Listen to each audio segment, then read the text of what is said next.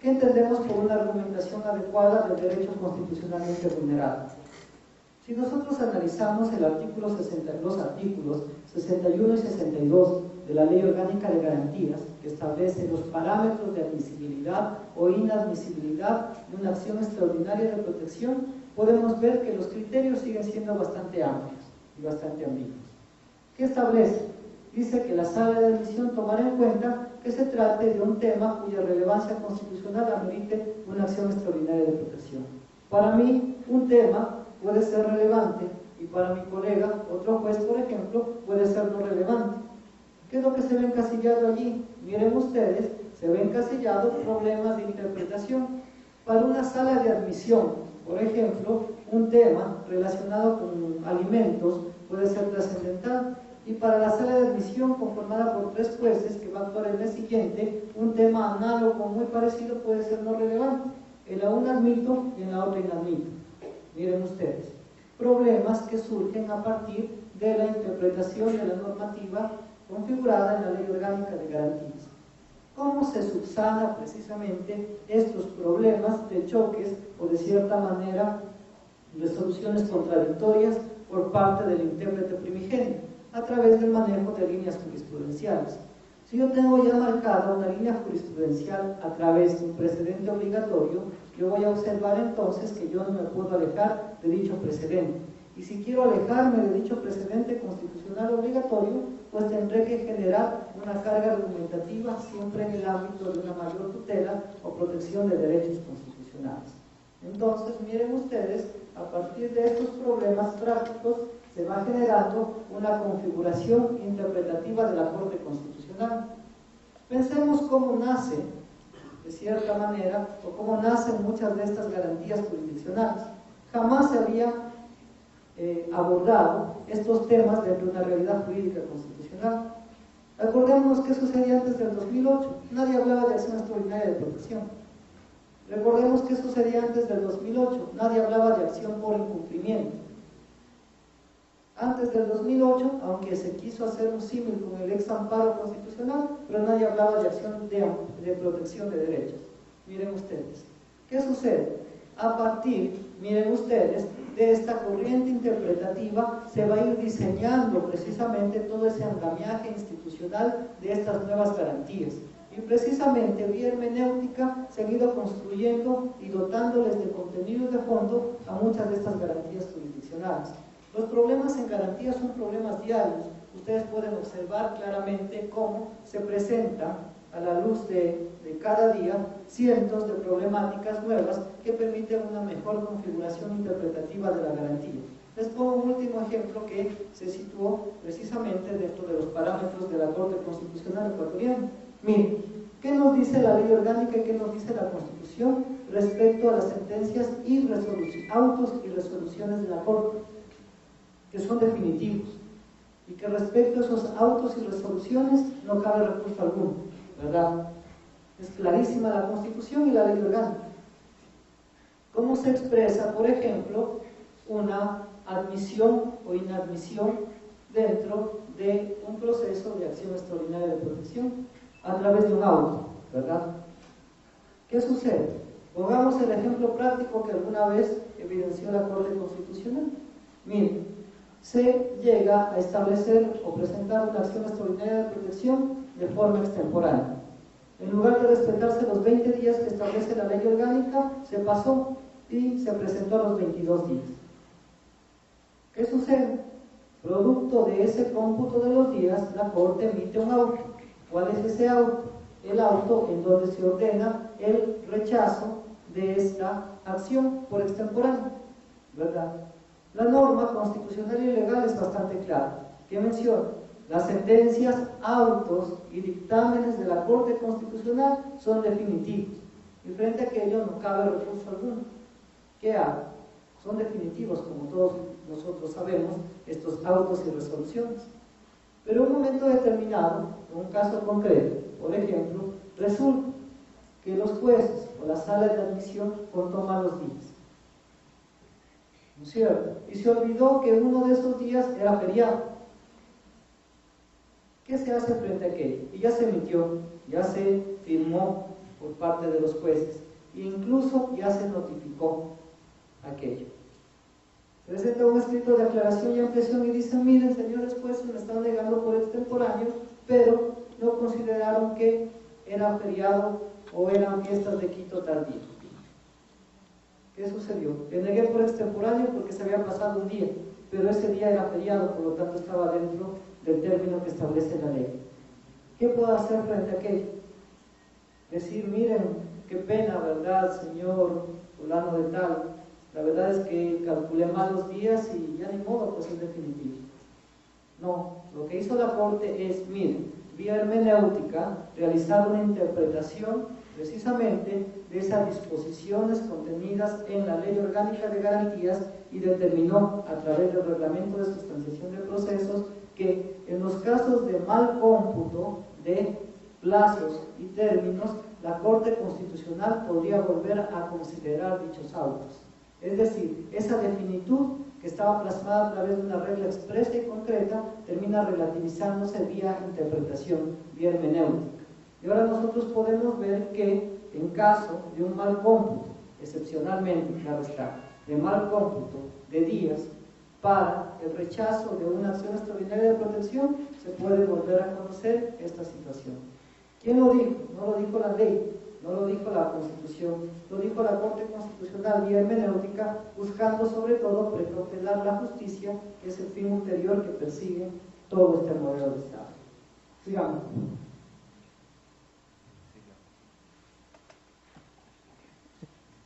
¿Cuál es el procedimiento de manera general que ustedes deben observar cuando se presentan acciones extraordinarias de protección? Miren, el procedimiento es la presentación ante el juez A. Nosotros no vamos a presentar la acción extraordinaria ante la propia Corte Constitucional.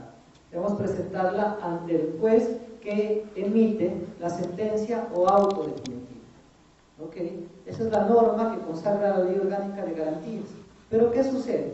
Que de igual manera se han dado circunstancias, se han dado hechos en donde las partes procesales, como desconocen la normativa, tienden a presentarla directamente hacia la Corte Constitucional. De igual manera, la Corte Constitucional, buscando de cierta manera tutelar los derechos de las personas, cuando se presentan este tipo de acciones de manera directa, para no vulnerar el acceso a la justicia constitucional, lo que ha hecho es lo siguiente: ha manifestado, presentamos la demanda y la Corte, a través de una providencia, solicita que la Judicatura le remita todo el proceso a la Corte Constitucional. Veamos otro ejemplo de interpretación constitucional realizada por la Corte. Miren, la norma es clara, tienen que presentarse ante la Judicatura, pero podemos sacrificar la justicia por esa omisión de una formalidad por parte de una determinada persona que por rusticidad o desconocimiento, por ejemplo, no sabía que tenía que presentarlo ante la propia Judicatura y vino hasta Quito a presentarlo a la Corte. No, ¿verdad? En virtud de aquello, la Corte realiza este tipo de interpretación, siempre en el parámetro garantista del modelo de Estado constitucional ecuatoriano. La revisión del proceso por parte de los jueces APU tiene que hacérselo dentro del término de 5 días. La admisión de igual manera se establece dentro del término de 10 días y el sorteo luego se lo hace a través de un juez ponente. De todos los jueces que conforman la Corte, se designa un juez ponente para que realice un proyecto de sentencia en acción extraordinaria de protección. La sentencia debe emitirse dentro de 30 días y algo importante que nosotros podemos observar es que dentro de la acción extraordinaria de protección no caben medidas cautelares. Se genera a partir de aquello otro gran problema interpretativo. Si todas las garantías jurisdiccionales permiten la presentación de medidas cautelares, ¿por qué la acción extraordinaria de protección no permite la presentación de dichas medidas, si también es garantía jurisdiccional? ¿Qué sucede en el ámbito pragmático? Nuevamente, interpretación realizada por parte del órgano legislativo.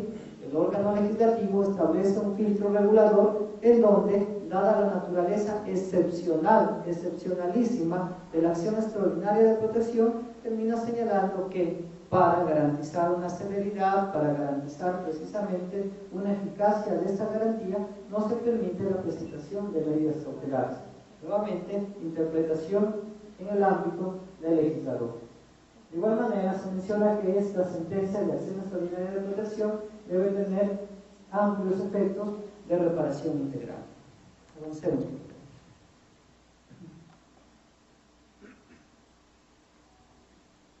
Finalmente, nosotros nos encontramos dentro del ámbito de las garantías con la acción extraordinaria de protección contra decisiones de la justicia indígena.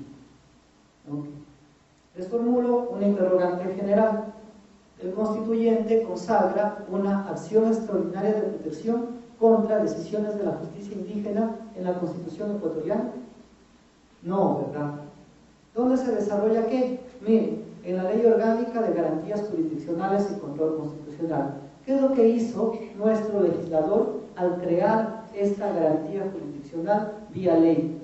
Precisamente interpretar, miren ustedes, la normativa constitucional relacionada con el Estado plurinacional y con el Estado intercultural. En virtud de aquello, el legislador interpreta la norma y desciende esa norma de la plurinacionalidad e interculturalidad dentro de un ámbito de una garantía y crea, vía Ley Orgánica de Garantías Jurisdiccionales, la acción extraordinaria de protección contra decisiones de la justicia indígena. ¿Quién puede interponer este tipo de acciones o quién puede presentar este tipo de acciones? Cualquier persona, realmente esté inconforme con una decisión de la justicia indígena. Y encontramos un elemento diferenciador. Recordemos, ¿quién podía presentar acción extraordinaria de protección? Solamente la persona afectada, ¿verdad?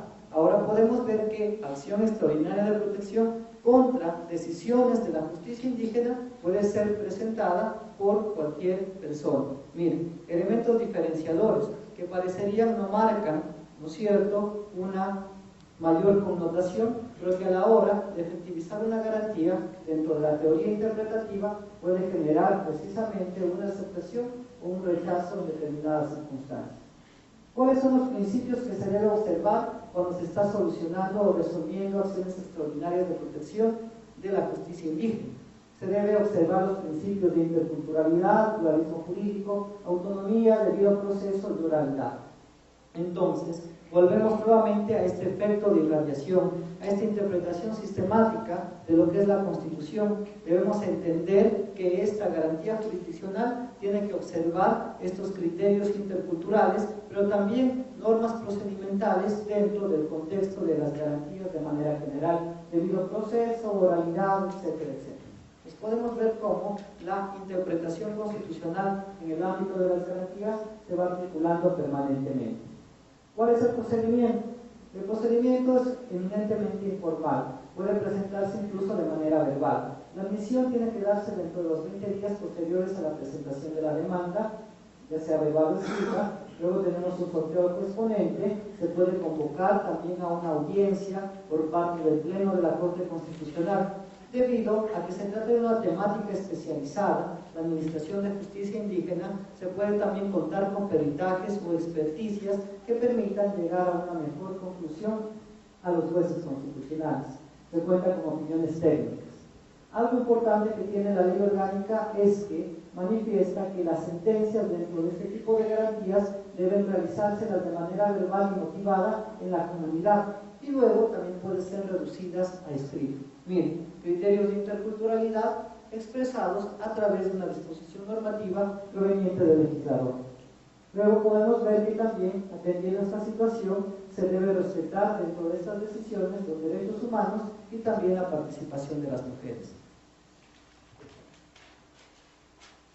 Bien, pues de manera general, dentro del contexto de las garantías, nosotros hemos observado cómo pueden darse varios problemas de interpretación constitucional. Y para cerrar este tema de garantías y direccionarnos rápidamente hacia el control abstracto de constitucionalidad, yo les formulo otra gran interrogante, otro gran problema de interpretación que nosotros tenemos en el contexto de las garantías jurisdiccionales. La acción de protección, la acción extraordinaria de protección, ¿es una acción o es un recurso? ¿Qué opinan ustedes? Es una acción. El propio nombre lo denota, ¿verdad? Acción extraordinaria de protección. Pero ¿qué sucede, miren, respecto a esta garantía jurisdiccional? La Constitución, y ojo, la propia Constitución de la República dice: la acción extraordinaria de protección se interpondrá ante la Corte Constitucional. ¿Qué se interpone? Los recursos, miren ustedes, ¿verdad? Y miren, se genera este problema interpretativo nuevamente. ¿Qué es lo que quiero que ustedes observen? Cómo precisamente dentro del ámbito constitucional, debido a estas normas de textura abierta, se generan comúnmente, a diario, estos problemas interpretativos de las normas. Y bueno, ¿qué hacemos entonces? Si el sentido lógico de la Constitución me dice que es acción, pero la propia Constitución y el propio constituyente me induce a pensar que es un recurso, cuando dice se interpondrá. ¿Cómo resuelvo aquello? A través de interpretación constitucional. ¿Y cómo se lo resolvió? Pues precisamente a través del intérprete primigenio que tiene el Estado constitucional ecuatoriano, que es la Corte Constitucional. ¿Qué terminó diciendo la Corte Constitucional respecto a este problema interpretativo? Señaló que la acción extraordinaria de protección es una acción. Y por lo tanto, obviamente, a partir de aquello se cimentó una línea jurisprudencial y se acabó esta polémica interpretativa. La acción extraordinaria de protección va a ser una acción autónoma que va a venirse ventilando con los requisitos que establece la Constitución y la ley orgánica. Sigamos. Perdón, ahí estamos. Antes.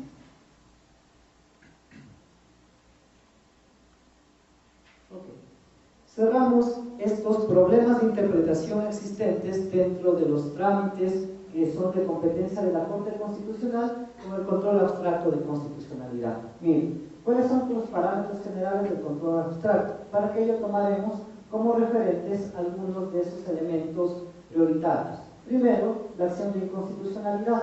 Esa acción de inconstitucionalidad no solamente es la acción de inconstitucionalidad de leyes, de normas de carácter general. Puede darse una acción de inconstitucionalidad, miren, un control abstracto, de enmiendas o reformas constitucionales, de resoluciones legislativas aprobatorias de tratados internacionales, de leyes, decretos, leyes de urgencia económica y demás leyes con fuerza, demás normas con fuerza de ley, y también de actos normativos y de actos administrativos con carácter general. Miren, hemos desmitificado de cierta manera esta creencia general que se asocia a la acción precisamente de inconstitucionalidad direccionada exclusivamente al ámbito de la inconstitucionalidad de leyes. Podemos ver que bajo el paradigma ecuatoriano se puede abarcar en un control abstracto un conjunto de instituciones que van más allá de las solas leyes. Están todas expresadas en la propia Constitución de la República. Ok, avancemos. ¿Cuáles son los principios que deben regir a estas acciones de control abstracto de constitucionalidad? Los principios que rigen son los siguientes. Primero, tenemos un control integral que debe realizarse dentro de estos procesos de control abstracto de constitucionalidad. ¿Qué queremos decir con un control integral? Se genera, miren ustedes, otro gran problema de interpretación que ahora desde un punto de vista del control abstracto. Cuando hablamos de un control integral, querrá decir un control solamente formal, o se requerirá también un control de fondo respecto a determinados actos, a determinadas normas, determinados tratados, etcétera, etcétera. Miren, la Constitución no nos da, de cierta manera, parámetros generales respecto a cómo ejercer este control, pero nosotros podemos ver cómo, de igual manera, vía jurisprudencia, la Corte Constitucional ha ido diseñando esta técnica del control integral. Y pongamos un ejemplo en control abstracto de constitucionalidad. Miren, tratados internacionales. ¿Qué nos dice la Constitución de la República respecto a tratados y convenios internacionales? Nos dice la Constitución que la Corte Constitucional realizará, ¿no es cierto?, un control previo y vinculante de la constitucionalidad de los instrumentos internacionales, en donde compaginará de cierta manera elementos formales para que pueda precisamente aprobarse o no un instrumento internacional. ¿Qué sucede? Miren, la Constitución es bastante amplia, dictamen previo y vinculante a algo, ¿verdad? antes de que nazca ese tratado internacional a la vida jurídica del país, la Corte realiza un control. Pero la Corte no solamente realiza un control de carácter formal o procedimental, sino que va a realizar un control integral de ese tratado internacional. Cuando el presidente de la República remite un instrumento internacional, la Corte no es que solamente se limita a establecer que dicho instrumento se encuentre encasillado en el artículo 419 de la Constitución y que requiere o no requiere aprobación legislativa, sino que una vez evidenciada esa necesidad a través de un informe, realiza un control automático de constitucionalidad y entra a analizar artículo por artículo si es que esas normas contravienen o no un texto, el texto de la Constitución de la República. Miren, control automático, control integral de la constitucionalidad. ¿Qué se está realizando? Una interpretación de las normas contenidas dentro del control abstracto de constitucionalidad. ¿Qué más se determina a través, o cuál es otro problema que surge a partir de este control abstracto de constitucionalidad? El principio, precisamente, de presunción de constitucionalidad. Miren, en el control abstracto tenemos otros problemas, diferentes al control expresado a través de garantías. Control abstracto, partimos de una presunción. Se presume que todas las normas abstractas son constitucionales. ¿Y por qué se presume que todas las normas abstractas son constitucionales? Porque bajo la configuración del Estado, ¿no es cierto?, se supone que el legislador, antes de crear una norma, ha observado la Constitución de la República. Se supone que un presidente de la República, antes de emitir un decreto, ha observado la Constitución de la República. Se supone que un gobierno autónomo descentralizado, antes de emitir una ordenanza, ha observado la Constitución. Por lo tanto, siempre se parte en control abstracto de constitucionalidad de esta premisa. Se presume que todas las normas son constitucionales y por eso están vigentes.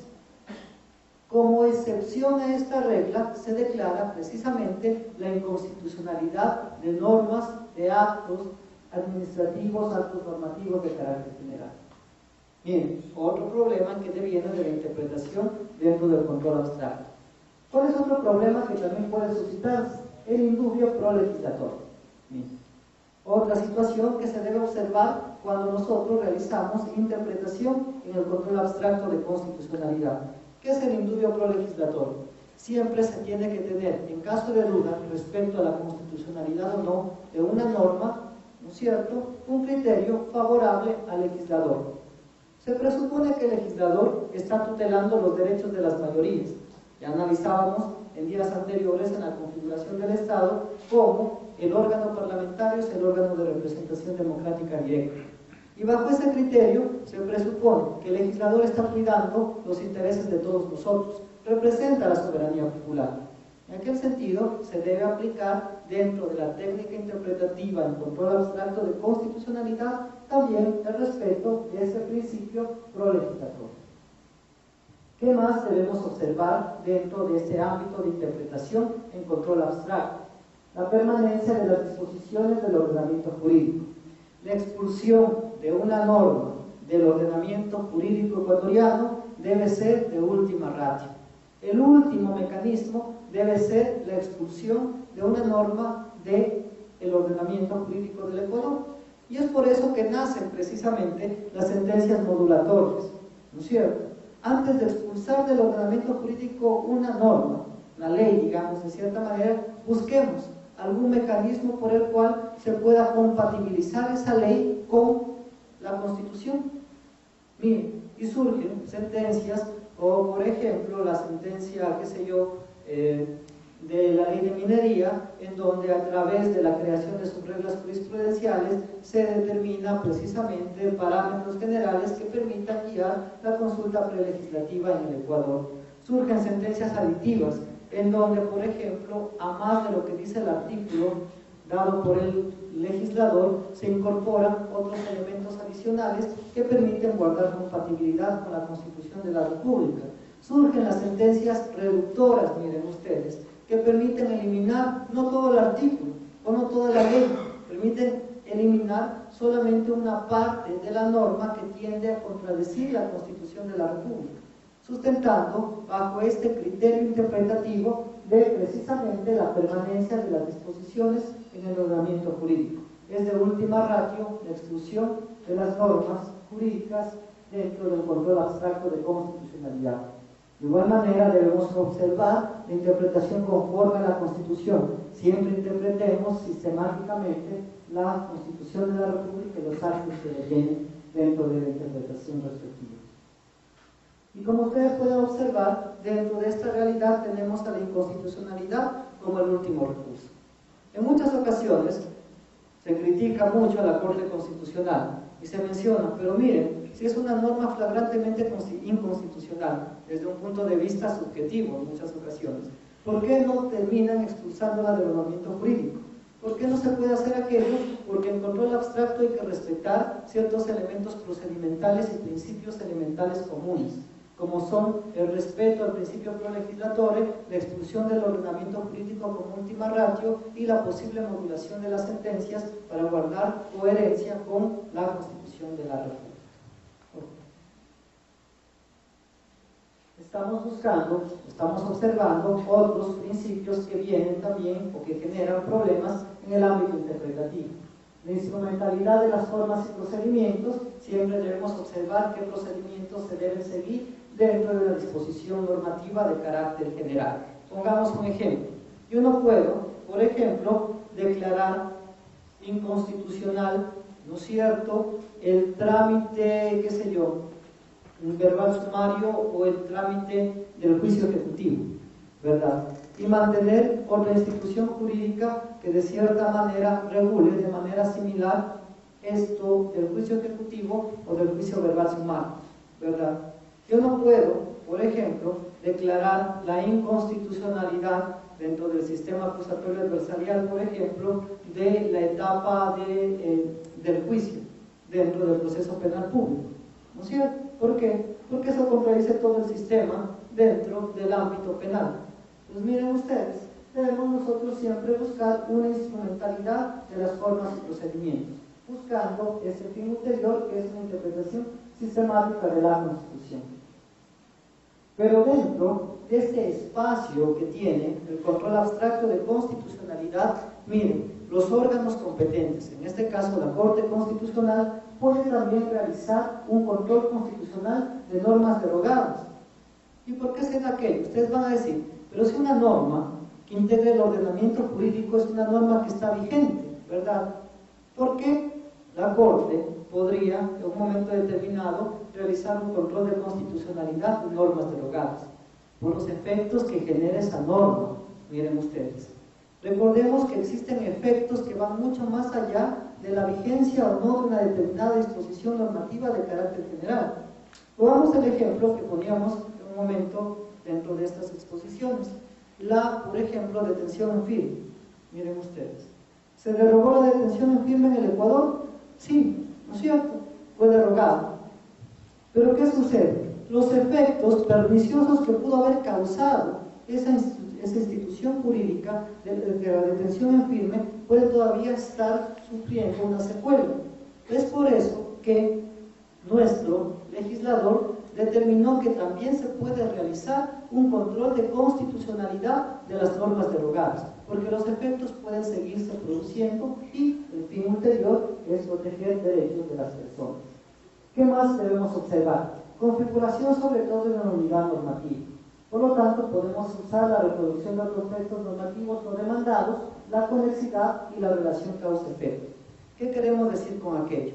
Que dentro de este ámbito de interpretación, dentro de un control abstracto de constitucionalidad, la Corte no se limita solamente a realizar un examen de constitucionalidad de lo que le están demandando un sujeto determinado o un colectivo determinado.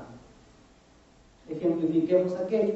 Miren, me presentan una demanda de inconstitucionalidad, qué sé yo, respecto a la ley de fomento ambiental, por ejemplo, ¿verdad? Pero resulta que dentro del análisis que realiza la Corte Constitucional se da cuenta que esa disposición demandada como inconstitucionalidad por conexidad, ¿no es cierto?, genera una posible inconstitucionalidad de otras disposiciones normativas. digamos Código de Procedimiento Civil, digamos Código de Procedimientos Coactivos, etcétera, etcétera.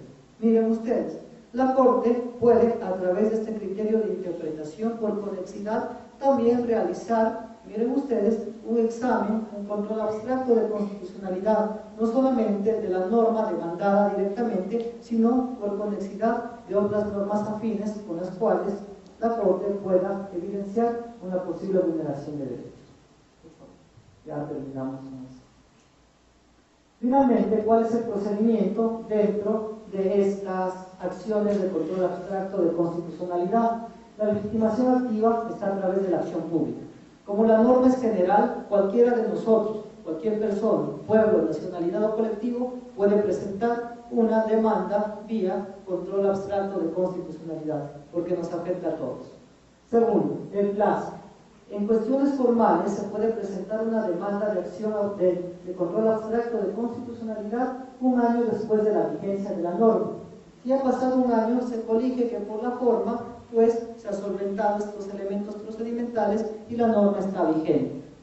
Y en el ámbito del contenido o de fondo puede presentarse en cualquier tiempo. La admisibilidad se da dentro de los 15 días, se procede a un sorteo respectivo, se designa un juez ponente. En caso de considerar pertinente, se puede dar una acumulación de causas cuando exista una coincidencia total o parcial de acciones presentadas. Y en el caso de la inadmisión, nosotros tenemos siempre que buscar, de cierta manera, elementos subsanables. Es decir, en caso de que se omita algo, nosotros tenemos ese compromiso de buscar subsanar para poder realizar un control integral de una demanda de control abstracto de constitucionalidad. Sigamos, por favor, a los efectos. Sigamos. Ahí está. Ok. Bien. Finalmente, para cerrar esta temática, nosotros podemos observar que tanto producto del control abstracto como el control concreto de constitucionalidad, estas sentencias generan unos determinados efectos. ¿Y cuáles son los efectos que se generan a través de garantías jurisdiccionales y luego a través del control abstracto de constitucionalidad? Se pueden generar, miren ustedes, dentro del control abstracto vamos a generar un efecto erga omnes, es decir, un efecto general. ¿Por qué se genera un efecto general dentro del control abstracto? Porque no existen sujetos determinados. Recordemos que estamos demandando la inconstitucionalidad de una ley, de un tratado internacional, de una reforma, de una consulta popular, etcétera, etcétera. Es decir, son elementos abstractos, normativos generales. Y por lo tanto, el efecto que se genera es erga omnes o un efecto general. Frente a aquello, nosotros podemos ver que cuando se trata, en cambio, de la aplicación de una norma dentro de un caso concreto, el efecto es interpartes. Es decir, cuando hablamos de una acción de protección de derechos, por ejemplo, intervienen dos partes procesales. Por lo tanto, la sentencia que provenga por parte de esta acción de protección de derechos generará un efecto exclusivamente para las partes intervinientes en ese proceso constitucional. Entonces, podemos ver cómo a partir de estos efectos también se genera una interpretación constitucional que tiene que ser debidamente argumentada. Okay. De esta manera cerramos la temática de la interpretación y el día de mañana veremos la argumentación jurídica y el manejo de líneas jurisprudenciales. Okay. Buenas noches, muchas gracias.